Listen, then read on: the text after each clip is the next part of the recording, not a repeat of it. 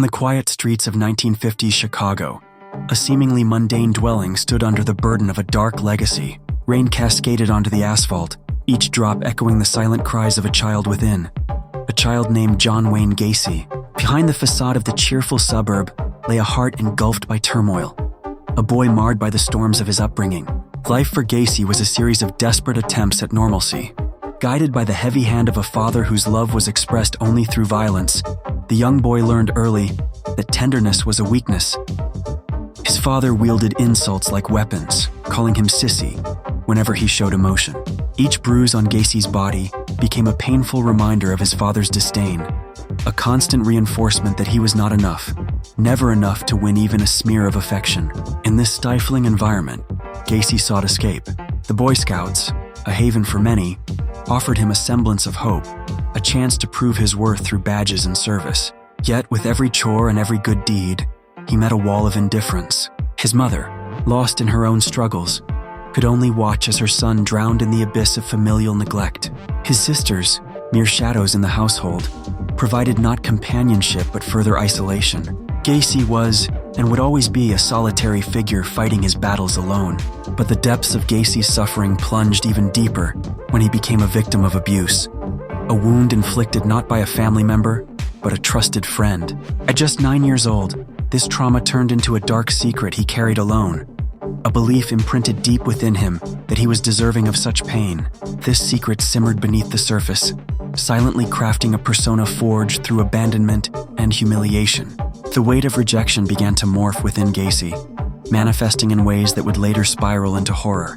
Pain simmered, transformed, and festered into a monstrous identity, a quiet rage waiting to explode. Could anyone have anticipated that the boy plagued by shame and sorrow would eventually become synonymous with fear? Each heartbeat thrummed loudly against the backdrop of silence, an ominous prelude to the fallout of a shattered childhood. Through every struggle, the seeds of destruction took root, nourished by a narrative woven from anguish and solitude. In the shadows of suburban life, John Wayne Gacy emerged as a chilling figure of duality. On one hand, he was a beloved community member, exemplified by his alter ego, Pogo the Clown. This persona, adorned with a bright red wig and an infectious smile, entertained children and charmed adults, crafting an image of normalcy. Yet behind this facade lurked a predator, masterfully cloaked in the guise of affection and laughter. Gacy's splitting identity took root in the fertile soil of trauma. His early experiences of abuse sculpted him into a man who craved control. The boys he targeted bore a haunting resemblance to his past self, vulnerable souls who felt the sting of neglect. Each victim represented a lost fragment of Gacy's own childhood, triggering a peculiar form of revenge against the world that had once shunned him.